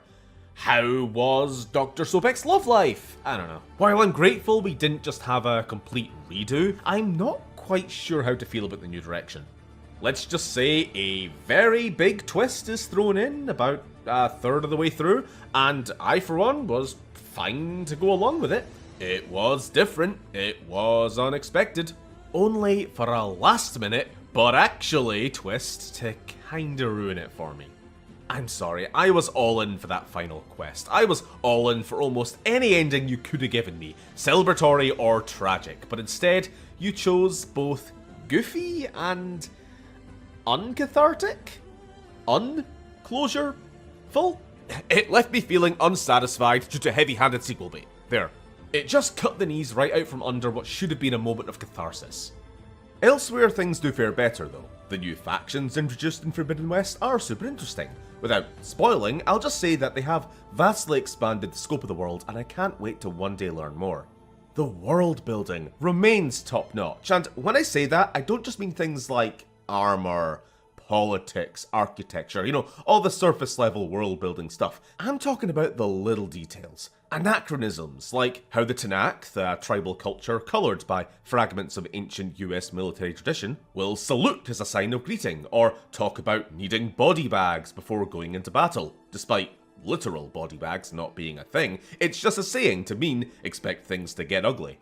Even food has a strange emphasis this time around, probably in part thanks to its introduction as an actual game mechanic. But the fact that they bothered to differentiate these different cultures by what they eat just shows the level of depth these writers and developers went into. Shish kebab sizzling over fire pits in the warlike desert clan, or the vegetarian villages of the Utaru, where they worship crop sowing machines as land gods. While the old world ruins may not carry the same sense of mystery anymore, I'm glad that my sense of immersion and investment in the new world remains. If anything, I might be preferring emphasis be put on the tribal side of things now, over the increasingly high-tech and sci-fi.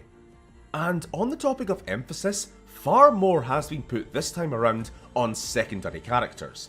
Aloy remains a compelling protagonist for me, and while she spends the first portion of the game strictly grounded in her whole world on my shoulders mode, this is only the beginnings of her arc for this game, mirrored of course in what we find about Dr. Sobek. She isn't an outcast anymore, and despite her best efforts, must learn to accept the help of others, with a ton of great characters joining her quest, from returning allies like Erend and Varl, to a ton of new faces of characters I really enjoyed.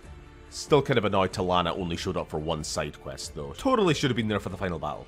And of course, this newly found power of friendship only makes long-standing frenemy Silence an even greater foil, embodying the worst traits of individualistic, end-justifying means know-it-allism that Aloy herself risks falling into sometimes.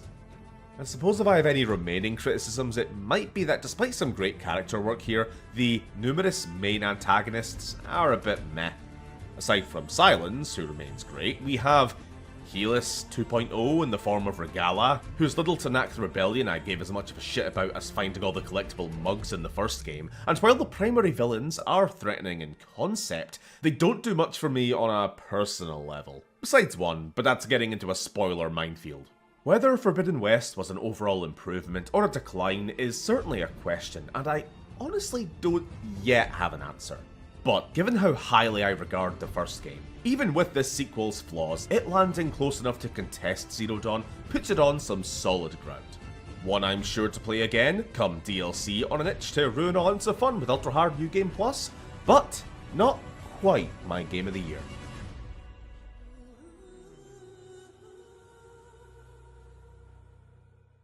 Thanks for helping us out. Maybe I'll get into more trouble and see you around.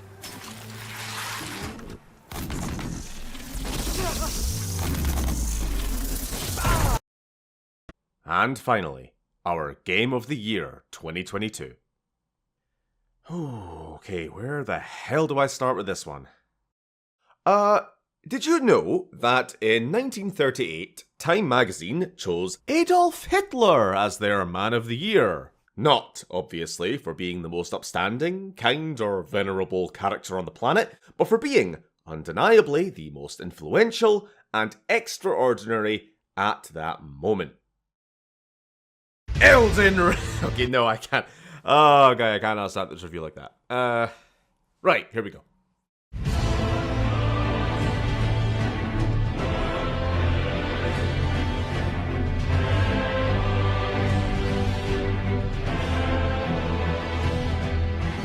Elden Ring was the landmark FromSoft title which, this year, took the industry by storm. A game from a beloved yet relatively niche genre and developer which exploded to heights incomparable to their previous releases. A game which weighed on the public consciousness from its Q1 February release all the way through to the December Game Awards and beyond. And which had even a fairly normie FIFA and COD family member of mine, and even Sam's dad, asking what this Elden Ring game was all about. The simple fact is, no game left as big an impact this year, not by a long shot, and it clearly deserved not only winning the Game of the Year award, but the almost as prestigious top slot on this list. None of this can be denied. With that said, I have a weird relationship with this game, which is going to make this review the most bipolar, overly negative top spot I've ever made. But it's not just me.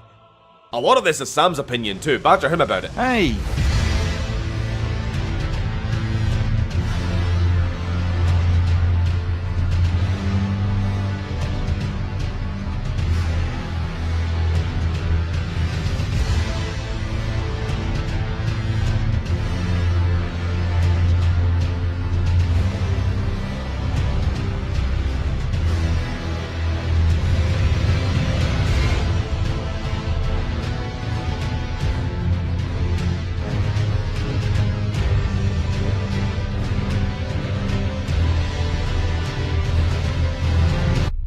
I'll be making no attempt to avoid spoilers, by the way, since I need the freedom to make my case, and the entire last act of this game is emblematic of so many problems and some great shit, so there's your warning.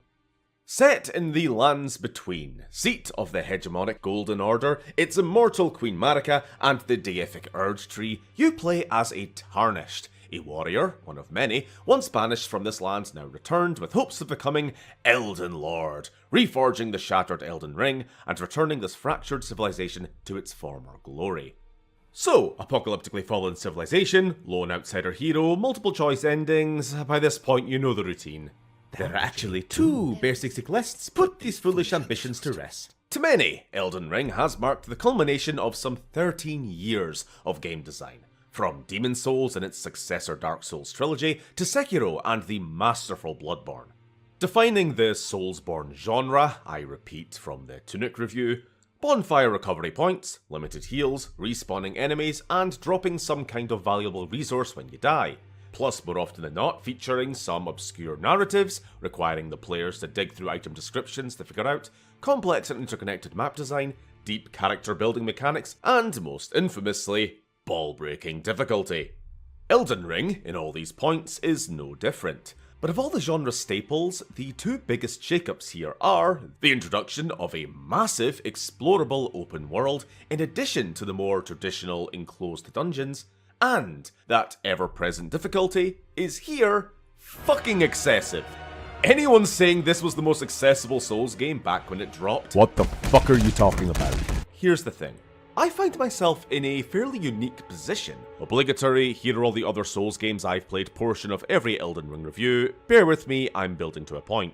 Until basically this year, very late 2021, I'd never gotten into this series. Okay, I played a bit of Dark Souls 1 a few years ago, I'm talking an afternoon up to the Bell Gargoyles, and had a very short-lived attempt at Bloodborne Halloween 2021. But in the space of these past 12 months, I've gone from Dark Souls 1 to Dark Souls 1 again, Dark Souls 2 to Elden Ring, several more Dark Souls 1s, Dark Souls 3, Dark Souls 2 again, Bloodborne, successfully this time, several more Bloodborns after that, and Demon's Souls, with me regularly hopping back into Elden Ring across multiple playthroughs throughout the year. So, at least recognise that whatever I say about this game, it is not from either A. ignorance towards the wider series, B. bias or nostalgia goggles for the older games, some of which, like Bloodborne, I didn't really play till after Elden Ring, nor, if I can be so fucking bold, C. because I'm just bad at Vimeo game. I mean, I know it says it on my Twitter profile, but I'd like to think by this point I'm actually pretty decent at these games. Like, I'm not the greatest player in the world or anything, but I beat bosses first try as often as not. And I even just recently completed a Soul Level 1 run in the original Dark Souls. Actually, it wasn't that hard. But Elden Ring, at times, pushes the tough but fair mantra these games go by to its absolute limits of believability. And just, honestly, does some things worse than the older games. Starting, however, much like the game itself, with some excellence. Character creation, build options, and build experimentation are all a massive step up. On the cosmetic front, we are finally able to make a character who doesn't look like the product of medieval inbreeding, and the option to go back and change things, be it hair, beard, or makeup, is a welcome addition. Your starting class will determine initial equipment and some early point distribution, but as always, this won't lock you into a role for life. With weapon and spell use locked behind stat requirements rather than class, you're incentivized to then try different combinations, not to mention the option to respec completely is unlocked as you play into the game.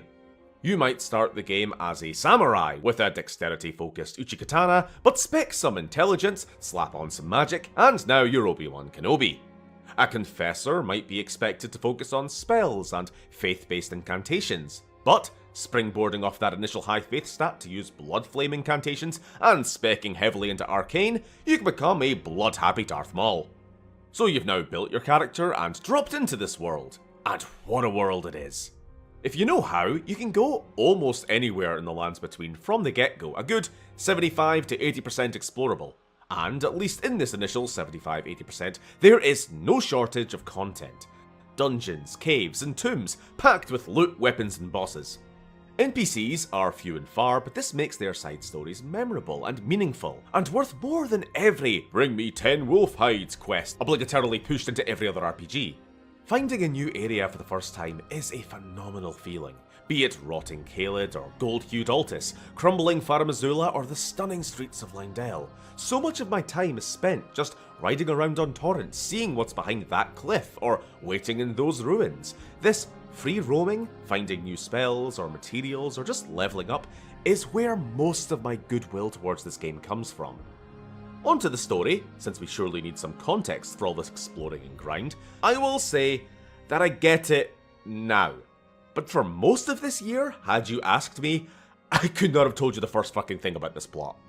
There's a tree, the tree is sort of God, and you want grace from the tree, but you got no maidens, and you're trying to become Elden Lord, or whatever that is, but you need runes from the big guys, giant fingies. A Song of Ice and Fire author George R.R. Martin famously collaborated with Miyazaki's team, writing an immense amount of background mythology for this world, and you can really tell it's him, so much being concerned with a complex family dynamic between Queen Marika's many warring children, and the fact that there's about 6,000 characters who share 5 names between them.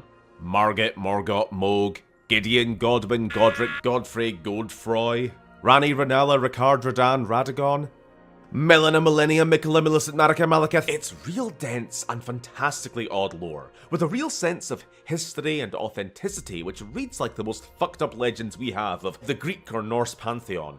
The problem is, I was only able to appreciate any of this in retrospect, because for the first 100 hours or so of playing, basically my entire first playthrough, I got none of this. It got to a point of honest-to-God frustration in hearing people talking about the amazing stories and subplots and character dynamics, and I'm sat here on a substantial amount of game time just wondering, where the fuck is that experience for me? Oh, but this game doesn't handhold you, Stephen. I know, I fucking know. I went as blindly into this as I did Dark Souls and Bloodborne, and you know what? While I didn't immediately understand everything about those games, I gleaned enough context in one playthrough to fall in love with both of those worlds, upon which later additional reading only expanded that appreciation. Those games are just as enigmatic with their lore. Alright then, keep your secrets. But you at least have a clear objective, player and character both. Keep the eternal flame lit to postpone an age of darkness. Okay, that sounds scary, don't want that, guess I'll get on it. You're a hunter in a beast-infested city. Just get killed and don't think too much about it. Alright, whatever you say, wheelchair man, so long as there's no eldritch truth of the universe revealed along the way. Eldritch truth of the universe. Elden Ring, for all its backstory, failed to garner the same level of investment from me for a long time. Maybe I just got unlucky and missed some crucial information from an item or a side quest. Maybe, as with so many other games which transition to the open world format, the transition itself hampers its control over how the devs intended the player experience the world. I mean, think about it. A linear game, even a convoluted one, will feed you information in an order designed to maximize impact. Think how Bloodborne slowly unveiled its more Lovecraftian undertones, transitioning from the werewolves and gothic cities to cosmic horror and nightmare realms. Meanwhile, a game where you can accidentally skip the introductory boss is obviously going to make his big return later land very differently. What is thy business with these thrones? I don't even know who you are. Of course, it's not all bad. It's admittedly pretty great once you've done your extracurricular work, but specifically, I'm talking the side stories. Ranni the Witch's questline, with you helping her subvert the power of the Urge Tree and the Greater Will, this cosmic entity alluded to be the true power behind the Golden Order, and usher in a new age of the stars, while also becoming best buds with a furry bait wolf guy. The Volcano Manor stuff, where helping out some poor gamerneck girl in the middle of nowhere leads to you being invited to join the Legion of Doom. Suddenly caught up in some tarnished hunting snake cult, only to discover that gamerneck is actually the single most precious thing in the game. Goodness, am I still a serpent? Please forgive the deception. People are cruel. If they saw my true form, they wouldn't speak to me. You help her uncover the truth of her birth, her place in the world, and then, just a little bit, kill her dad. And then, of course, there's the Funny Pot Man. Funny Pot Man, yay! Nothing bad ever happens to Funny Pot Man. Oh, it's a Miyazaki game, isn't it? Misery, misery, misery. I got more out of these optional stories than the main thing. It feels wrong calling them side quests when they're really just alternate paths through the game, which are easily missed. Too easily missed, honestly. Once again, making everything as cryptic and hidden as possible harms the experience. But the game doesn't hold your hand, as everybody who's already given their opinion on this game has already uncritically parroted. But the point of not holding the player's hand is completely lost when it becomes fucking mandatory to use a guide in order to complete anything. Morrowind is a game which doesn't hold your hand by demanding the player listen to directions and follow paths and landmarks to find the unmarked objectives. Elden Ring doesn't hold your hand by teleporting Millicent to some random fucking hill in the middle of nowhere on the opposite end of the continent from where you last saw her, which I guess you just gotta hope you stumble into if you want to continue her questline. Elden Ring doesn't hold your hand by locking a tower behind a riddle, demanding you know a specific emote, requiring you to find a specific bald bloke in the middle of a specific church, doing his quest requiring you explore a labyrinth for a specific hidden key, only to do the emote and find out you were actually supposed to wear a specific fucking hat at the same time.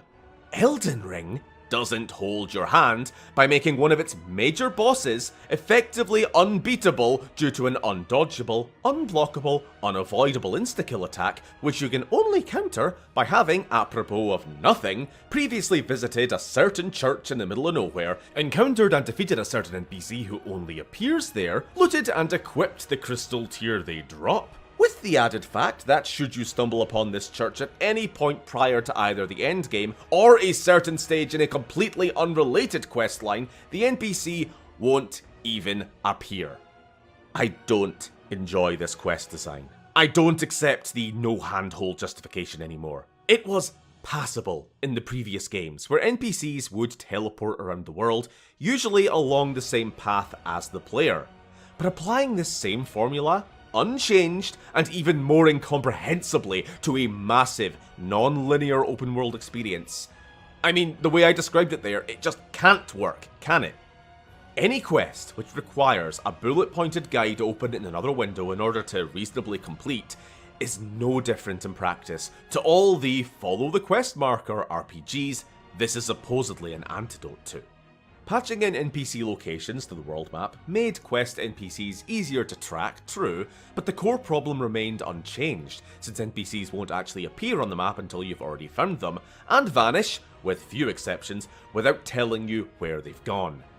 Well, since we got the negativity train rolling, let's get things real spicy and finally talk about what everybody really wants. The boss fights. Everybody who plays these games has their opinion. Which are busted, which are too easy. It's highly variable, depending on build, summons or no summons, levels, and honestly just luck. Don't ask me to quantify this, but I swear luck feels like such a bigger factor here than normal. So rarely did I walk away from a fight with a genuine sense of achievement. Just either drained, bored, or confused. I did the Godskin duo first try without even knowing their infamy among the community. Then, on another build, I'd fight a regular solo Godskin noble and I wanna die!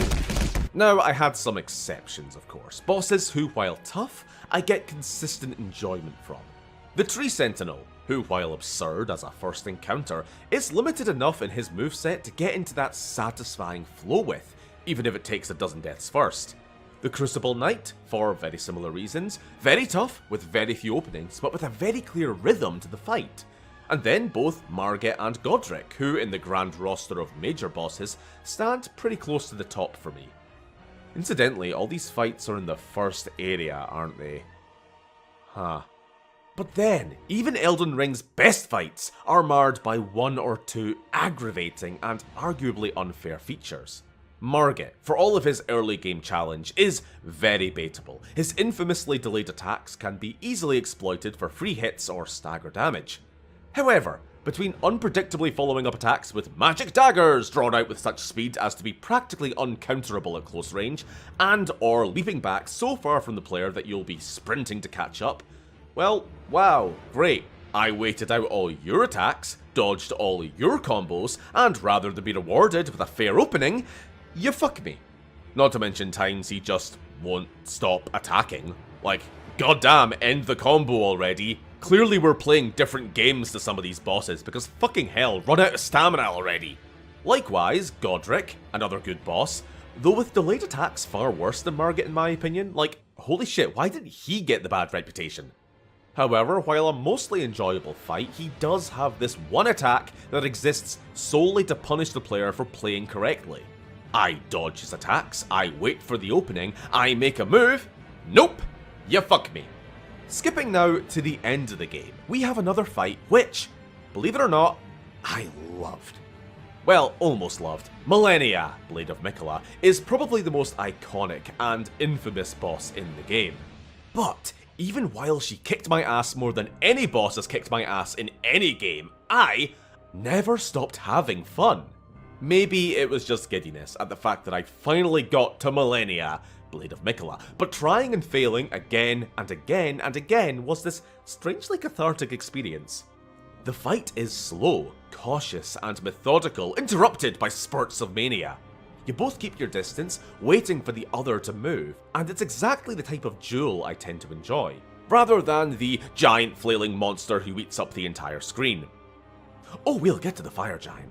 With each attempt, I'd get further, then into her second phase, then closer and closer to emptying her health bar, sometimes just a single hit from victory. But finally, the losses didn't bother me, they didn't seem unfair, and for once it felt like more than just dumb luck whether I won or lost.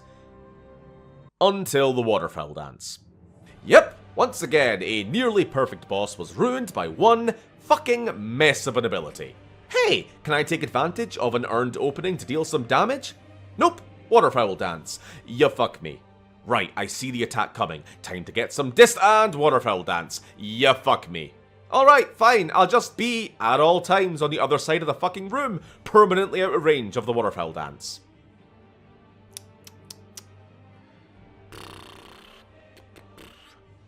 You fuck me. Still probably the best fight in the game. I don't know, just roll through it or something. Easy, fuck you. While we're talking about the endgame, Elden Ring wouldn't be the first Souls game to dip in quality after the midpoint. Like Anno Mutationem in more ways than one, the royal capital Lindell marks the high point of the game for me. The climax of everything you've set out to do as you reach the foot of the Urge Tree, only to find out there's actually a ton left and it's all poo-poo. Okay, I may be overstating it a little bit, but in my 80, 90 hour run, playing every day immersed in this world, that trek to the mountaintop of the giants just killed my momentum. Just fucking murdered it right in its tracks. Though to be honest, most of this could just be down to that fucking gargoyle sapping the last of my willpower. You know, I just had an amazing climactic battle with a literal demigod not 5 minutes ago. I shouldn't have to deal with your spinny hyperactive bullshit. Fuck you. Even when I did drag my ass back to the game after a couple months break, the actual mountaintops area just doesn't hit anywhere close to Limgrave, Liurnia, or anywhere else. Before we get here, there's this massive unexplored chunk of the map promising to be a whole other game, and then you actually get there and it's just...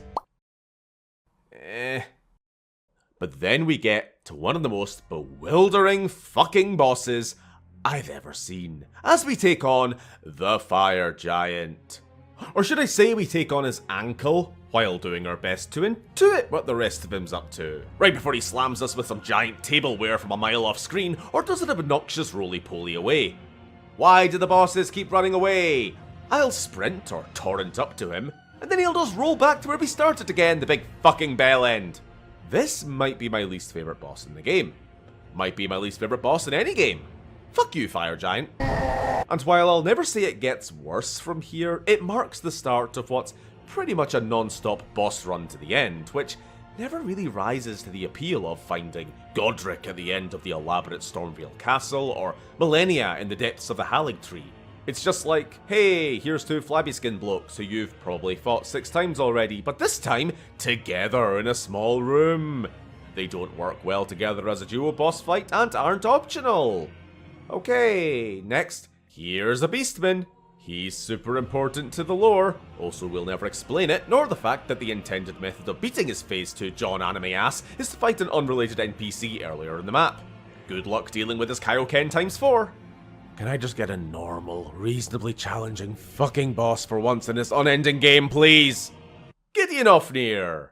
Okay, then we finish off with 3 more one after the other bosses, of which I only really have strong feelings on one of them. Negative feelings. The Elden Beast sucks.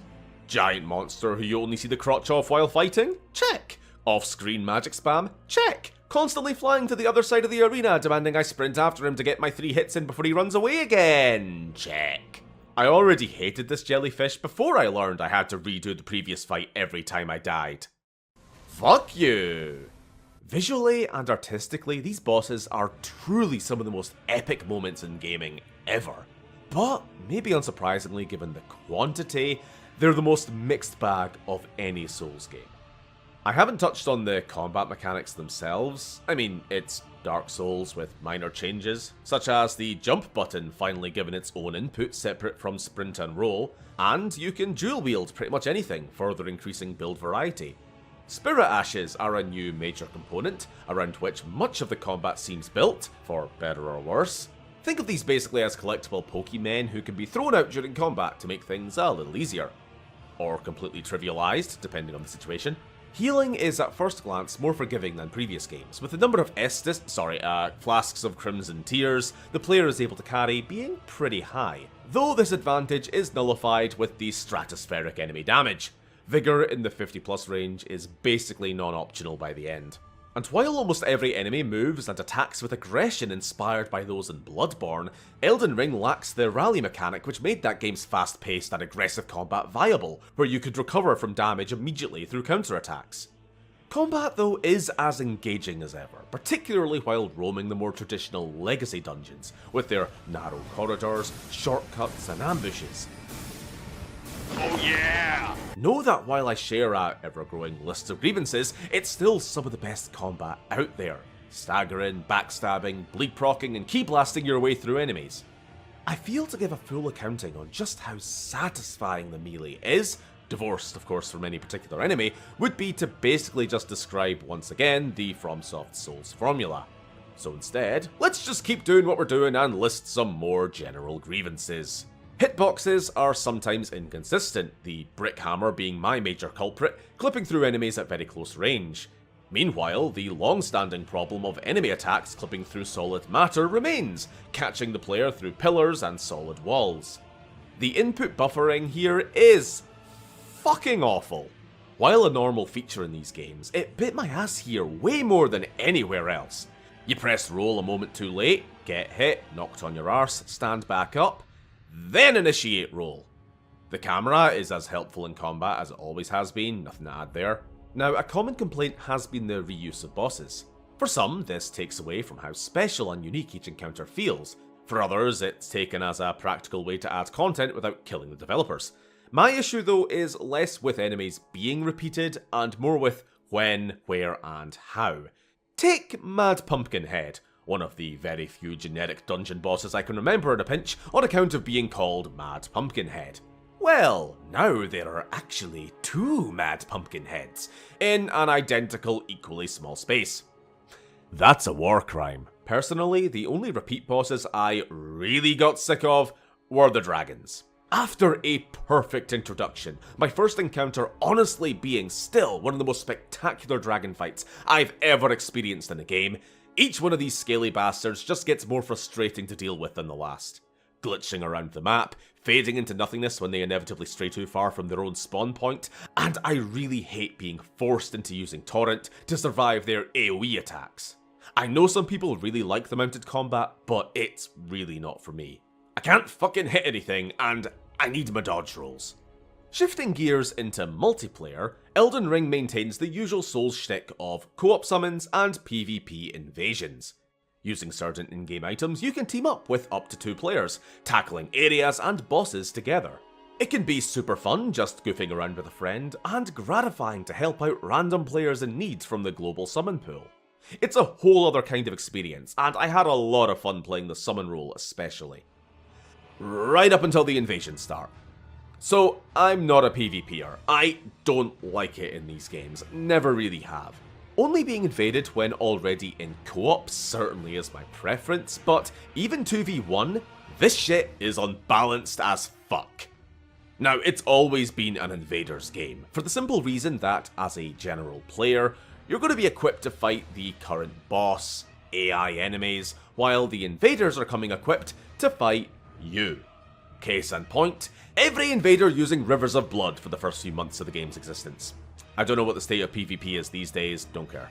Now, when an invader does try something different, it can be an interesting challenge. Win or lose, it's at least memorable. But even then, between the often shitey syncing issues and lag, massive health pool and equipment imbalances, particularly at lower level where twinking is common, and...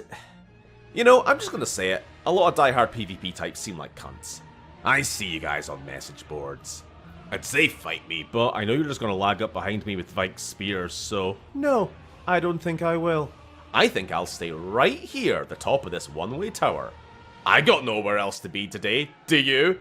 You think I'm gonna abandon the high ground? You think I got something to prove? Think again, nerd. Alright, wrap it up. My fundamental point through all of this is... Skyrim is Bethesda's flagship game. Hey, you. Finally awake. It's the big one, the one everyone knows, it's the big seller, it's the one they'll never kill. But it's not the best Elder Scrolls game. Elden Ring is not From Software's best game. I like Elden Ring. I think it deserves most of the praise it gets. It just bothers me when genuine issues are ignored in the aim of painting it as a flawless masterpiece. The state of the PC port alone, as Sam pointed out, should have drawn more criticism than it seemed to. White screening when streamed, inconsistent frame rates, and poor optimization for, at our best guess, multi-core CPUs. To end on a mostly positive note though.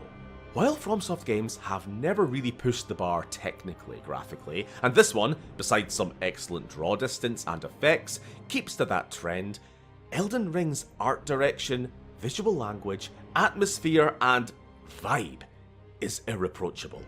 Weapon and armor designs, enemies and architecture, and that now iconic visage of the colossal glowing tree gives Elden Ring a visual distinction from so many other fantasy settings. feeling far older, more rotten and ancient than even the Dark Souls games at times. It's a feat. To offer some praise I haven't really seen anywhere else, the voice acting is surprisingly excellent in a way I haven't really seen much in these games. That scream Morgott lets out during his second phase, or the ever-quotable voice of Praetor Rykard. Sure, most of it is pretty standard British person talking all cryptic like, followed by obligatory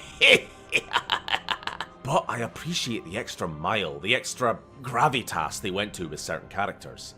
Thought you'd just help yourself to a man's personal belongings, huh? And as always, great to hear Will Vanderpuy back at it again as trusty Patches. Sorry, Patches the Untethered, for he is no longer tethered to any one reality, but transcends the multiverse. Wait, please! I surrender! White flag and all! Whew. Well, finally come round, have you? I knew you would. You're a man of reason! God bless the cheeky bald fuck. The soundtrack too adds to this mythological, otherworldly tone throughout the game, from the absolute banger of a main theme, coming up again in all its glory during the penultimate battle with Radagon, to the general ambience, Stormvale Castle and Limgrave particularly coming to mind. Though I have to say, I do personally feel the score in its totality is one of FromSoft's weaker ones. For an OST as packed as this, there's only really a few which stand out for me. The Godskins theme, I really like Renala's music for the tinge of vocals permeating through it. Margit and Moog's were both pretty good, but nothing made me stop mid-fight and go. Oh, and this music, holy shit. I won't spend any longer on this since it's pretty subjective, but let me put it to you. One of the highest rated themes in Elden Ring versus a comparable track in Bloodborne that does way more for me.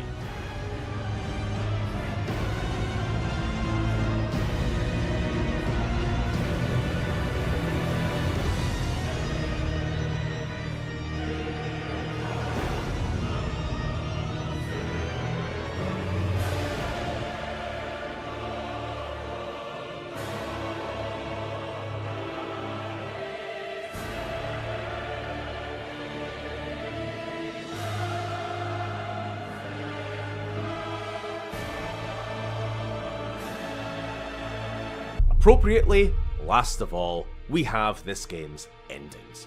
Depending on your tolerance for bullshit, this game goes far beyond even its predecessors for replayability. Variations upon variations for endings, different paths for you to discover, and outcomes for characters you meet along the way. From restoring the old order to bringing about a new, or burning everything to the ground. The common themes present in all these games return, but are still as interesting as ever to see explored. It's just a shame then that with all these reasons to replay, believe it or not, after everything I've said, I'm thoroughly burnt out on it. Elden Ring, for all my criticism, complaining, and just not being good at to game, is excellent. Not flawless, not a masterpiece in my eyes, but far and away better than most shit we've seen in years. With open world games becoming so formulaic, and AAA gaming inundated with sequels, remakes, reboots, and repetitive derivative trash, it was no wonder so many latched onto something which felt like a breath of fresh air. Now, perception versus reality, I don't think when broken down it's quite as revolutionary as everyone jumped to claim, and outright remains anachronistic in some areas, but if it gives copycat mainstream publishers a kick up the arse from their stale state of comfort, then I'll applaud it for a job well done. I just hope everything doesn't become a Souls-like for the next 5 years. Christ. Anyway, long story short, Bloodborne for RSG's Game of the Year! Thanks for watching everybody, have a great 2023.